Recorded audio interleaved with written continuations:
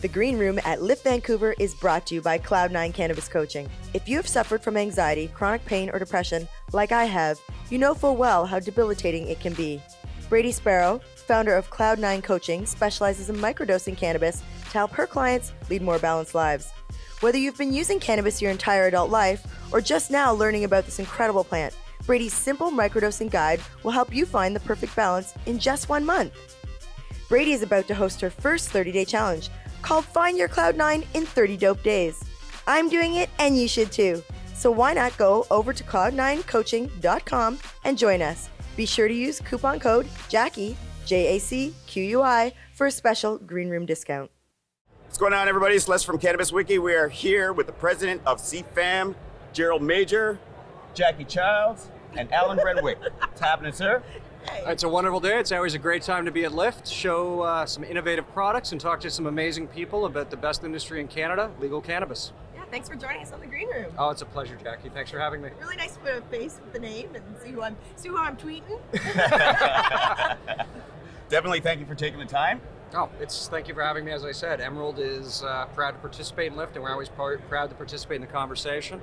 I know we've been talking a lot about vapes today and that issue, and as Cannabis 2.0 comes online and we can access these new products, I think it's been a pretty wild time in our public discourse on this issue, and that's why Emerald's taken a pretty cautious approach in this area. But I think it's also important to recognize, and I think all the great companies here recognize, that what we found in the States and what we found to a lesser extent in Canada was not anything that should indicate that vapes are dangerous or should be avoided, but rather should be properly regulated. A lot of the problems we found in the United States came from what really clearly seems to be vitamin E acetate oil and MCT carrier oil added to different vape carts. In a properly controlled environment, we just don't see those issues, and that's why legalization is the answer, not banning. So thanks for bringing that up, Allan. Good to see you, man. It's been a while, right? Gerald, it's always fun, man. Thanks for your work with C3. Thanks what you do on behalf of patients in the industry now, and your political wealth of knowledge. I want to comment on that because I'm not a vape person, and that's likely because what I've maybe tried before is not regulated, maybe not what it says it is, and so I gave up on them.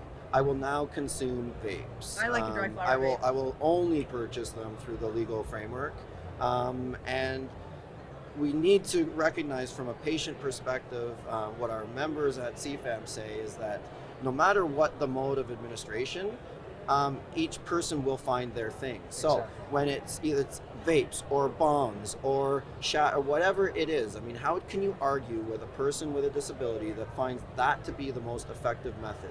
And in that case, we will always have to support the options that are available to patients. If this is medicine, it needs to be regulated. Oh, and we need to do better. Absolutely. And in terms of dosage control, vape carts, in both dried vape carts and dried flower vapes, are both better modalities in many times for dosage control for medical patients.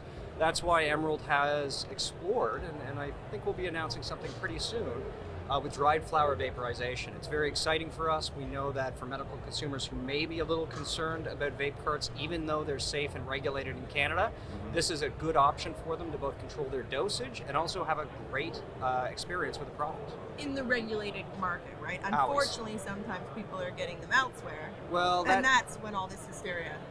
The reality is, the issue we saw in the United States and to a much lesser extent Canada, I'm not diminishing it.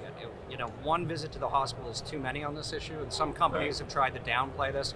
We do not, and I do not believe that this is a non-issue. This is a significant issue. But what this should tell us is, just as Gerald said, regulation and control from the federal government is the option. Is the proper course. That is the only way to ensure that people can access a product they clearly want safely, and ultimately that should be our goal.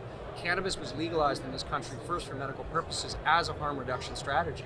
That remains the foundation, and I think that's the foundation of Emerald and the foundation of most of the companies here. Do you have a comment at all on research and where it sits, and specifically around this? This is my issue from a patient perspective. I come from the Arthritis Society, where we're leaders in advocacy, and we've been talking about patient engagement and research, and we've also been talking about real-world evidence and patient-reported outcomes, okay? And then you have the scientists and the prescribers on one side, and the research isn't there, and it's not in a lot of cases. Yeah. But you have the patient in the middle, okay? And so the patient is understanding the real world evidence because, of course, that's patient reported outcomes. Yeah. And they understand the science. So where do you see that? How do you see closing that bridge? Because I don't need research to show me. I do a nice big bong rip and I'll probably go to sleep. You are the he is the research. listen. You are the research. People look at cannabis sometimes as almost too linear in these two streams, pure medical and pure adult use. The reality is there's a fusion of wellness in between that is somewhat self-diagnosed. I'm not a registered medical patient. I didn't want to register in the system in a way where I wasn't with a Dravet syndrome or something like that on the front end. But the reality is my consumption of cannabis is very much linked to a therapeutic effect. I generally don't smoke during the day, but I will consume cannabis. You got nice vibes. I'll consume cannabis actually because I'm not ashamed to admit this, I get anxiety and I won't eat. And so I'll consume cannabis before I eat as part of my therapeutic wellness regime. I would not register in the medical system because I wanted to give priority to higher needs patients. But at the same time, there's a therapeutic link to that, and that is self-diagnosed. And I know that. I experience it every day of my life. In terms of research and validating that, we have a heck of a lot more to do. And we need to work together, industry, government, and the community to get there. But at the end of the day, I believe in listening to patients who are telling their stories, and we have to make sure that the products they get are safe and regulated so they can both act as validators and part of that research, but also meet their health needs. Because if we don't provide it federally in a federally regulated legal way, people are going to go to the illicit market, and that's where this problem started. And then it's 2 steps back and Exactly. step forward every time. So, anything else for our viewers? Just, you know what, Gerald, I want to again praise CFAM, and one thing in this country we continue to struggle with, and while I praise the federal government and Health Canada for their work in working with us, one thing we still need to fix is removing the sin tax on medical cannabis. It's absolutely appalling that individuals who often are low income are paying a tax just as they would on cigarettes or alcohol on a product they use for therapeutic or medical purposes. Again, choosing between rent and their medicine. That's appalling, and that has to stop. Hope for 2020. What's something positive? Leave you on a positive note. What are you excited in the industry for 2020? I'm excited. New exciting innovations. I'm excited about Cannabis 2.0, but I'm also excited about cannabis wellness. I think we're going to see a much broader perception of cannabis. The federal government consulted just before the last election on wellness claims and CBD off traditional cannabis shops. I think there's a real opportunity for us to engage with non-THC cannabinoids as part of a much broader wellness regime and a really innovative suite of products. How can everybody find you? How can we get in You can touch? find me on Twitter at Rewak Allan. It's not very exciting, but Allan Rewak. but that's my last name. But also, please visit us at emeraldhealth.ca and learn more about Emerald Health Therapeutics.